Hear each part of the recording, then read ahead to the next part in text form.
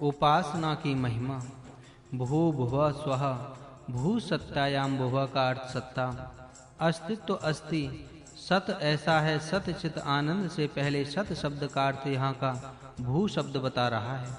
भुवः अवकल्पने, मिश्री करने, चिंतन तन्ने, भुवः धातु का अर्थ कल्पना करना, मिश्रण करना, चिंतन करना है। स्व शब्द स्वर, सो अर सो वर्ग स्वर्ग, इन शब्दों का निकट संबंधी है। सुष्टु अर्जते इति स्वर्गः, उत्तमता जिसमें प्राप्त की जाती है वह स्वर्ग है, इसलिए उसको सुवर्ग अर्थात उत्तमता की श्रेणी, उत्तम दर्जा, उत्तम श्रेष्ठ अवस्था कहते हैं। स्वर शब्द का आत्म प्रकाश ऐसा अर्थ होता है, यह शब्द अपनी प्रकाश में अवस्था बता रहा है।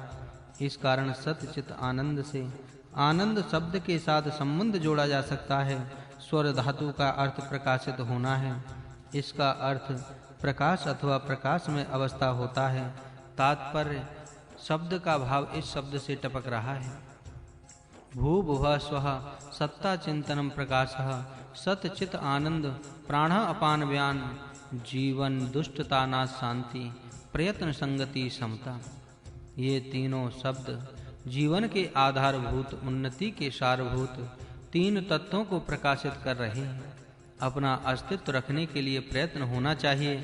आत्मिक दृष्टि से अस्तित्व सदा से ही है, परंतु सजातीय, समाजीय, राजकीय अस्तित्व पुरुषार्थ से रखना होता है। अपना अस्तित्व रखने के लिए ज्ञान और ऐक्य की आवश्यकता है। ज्ञान और ऐक्य के अभाव में जातीय अस्तित्व रखना असंभव है। समता और शांति के बिना ज्ञान और ऐक्य प्राप्त नहीं हो सकता। समता और शांति के बिना आनंद भी नहीं मिल सकता। आनंद ही साध्य है जो अपनी सत्ता और अपने ज्ञान से अनुभव करना होता है। उक्त तीन भाव क्रम से सतचित आनंद अथवा भू भुवः स्वः से जानते हैं।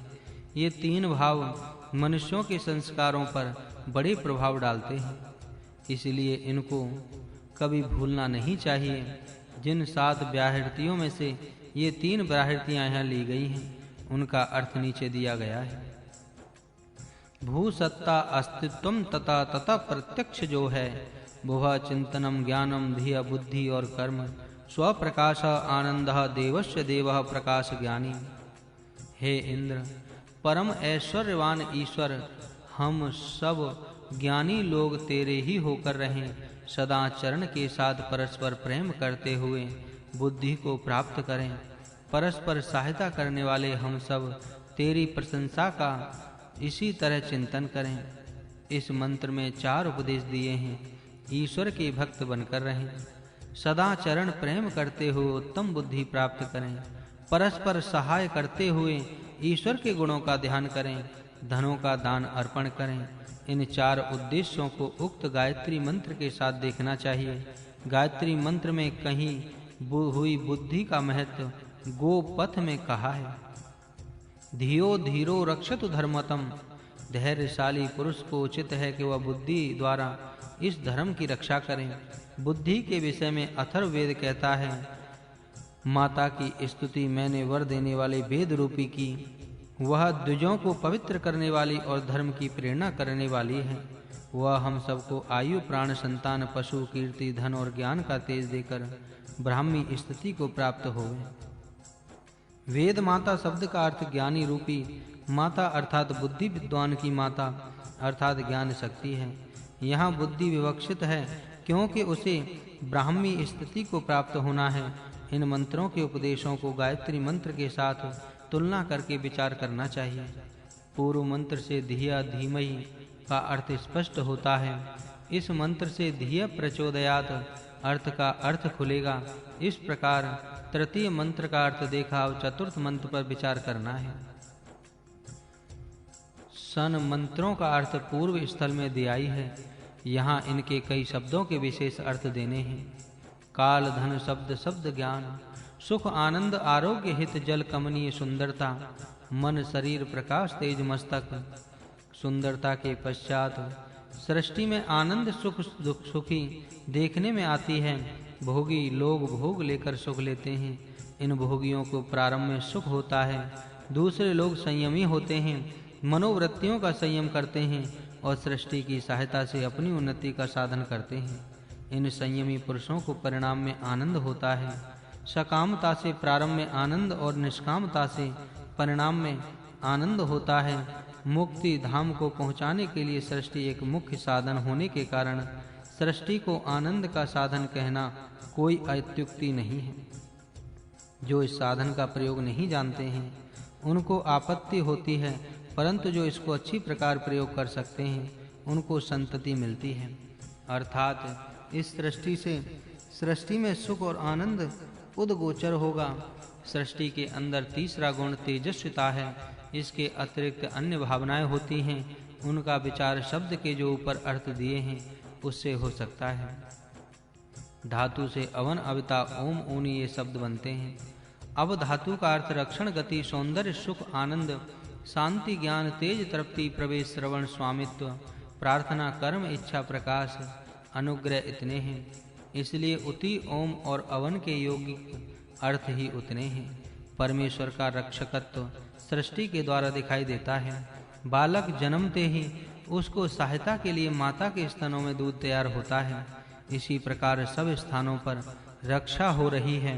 सौंदर्य और आनंद के पश्चात सृष्टि के निरीक्षण से पता लगता है कि वह सब विश्व में परमेश्वर की रक्षण शक्ति कार्य कर रही है। दृढ़ाने मजबूत शक्तिमान सृष्टि में निरीक्षण करने से दृढ़ता प्रतीत होती है। पृथ्वी दृढ़ है, सूर्य, चंद्र आदि सब दृढ़ हैं। किसी पदार्थ में देखा जाए तो अपने अपने स्थान में वे पदार्थ दृढ़ हैं ऐसा दिखाई देता है।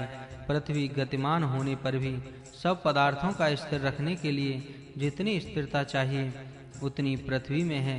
इस प्रकार सब विश्व में देखने योग्य हैं। इसका मूल अर्थ निश्चित ज्ञान है। यह शब्द अव्यय होने पर निश्चय से भी ऐसा अर्थ बताता है। निश्चित ज्ञान जिससे प्राणियों का निवास अच्छी प्रकार हो सकता है। उत्तम रीति से रहने सहने के लिए जो साधन आवश्यक हैं वे सब वसु शब्द से ज्ञात होते हैं। क्योंकि प्राणियों की अवस्था को सृष्टि के पदार्थ सुखमय करते हैं, इसलिए वे वसु हैं। परमेश्वर परमार्थगतः सबका निवास करता होने से पूर्णता से वही वसु है। निवासयता आरुजे रुजो भंगे छिन्न भिन्न करता है। इस क्रिया से परमात्मा की छेदक भेदक विनाशक शक्ति का बोध होता है।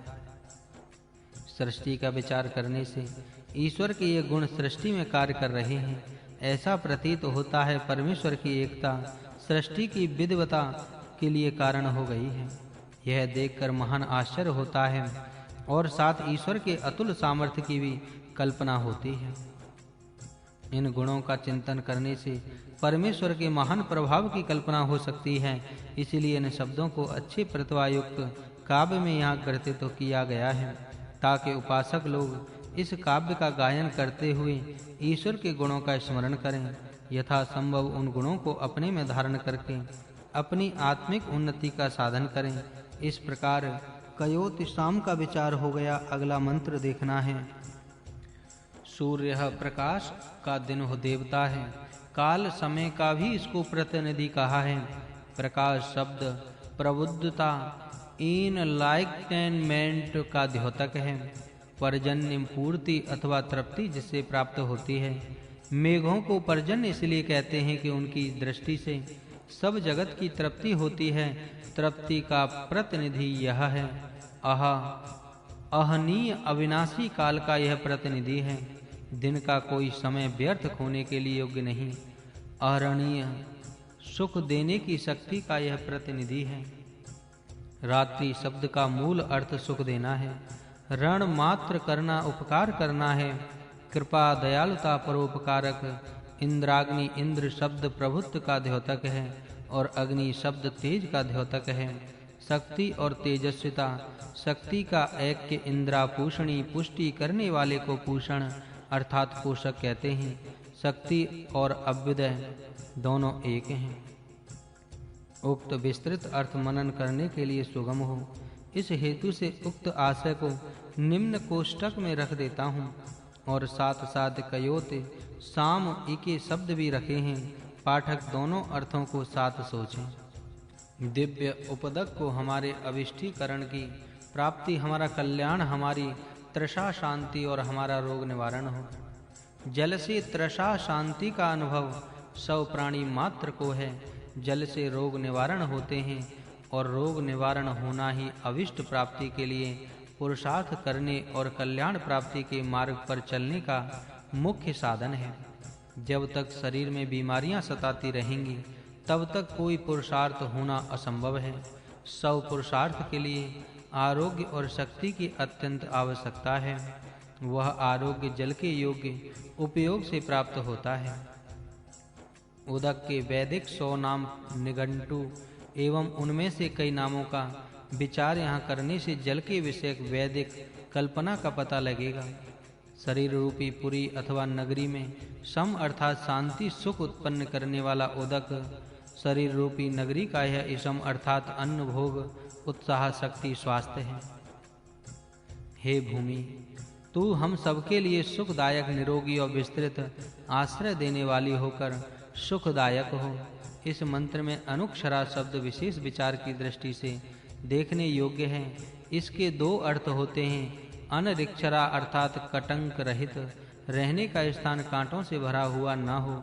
बाल बच्चे घूमते रहते हैं, मनुष्य संसार करते हैं, उनको कांटों का उपद्रव न हो, ऐसी भूमि साफ और शुद्ध रखनी चाहिए। अनुक्षरा अर्थात अमनुष्य नाशनी, मनुष्यों का विनाश न करने वाली भूमि हो। कई भूमियां ऐसी होती हैं और कई स्थान ऐसे होते हैं कि जहां आरोग्य बल बुद्धि और रहने के लिए स्थान ऐसा होना चाहिए कि जो बीमारियां उत्पन्न करने वाला ना हो।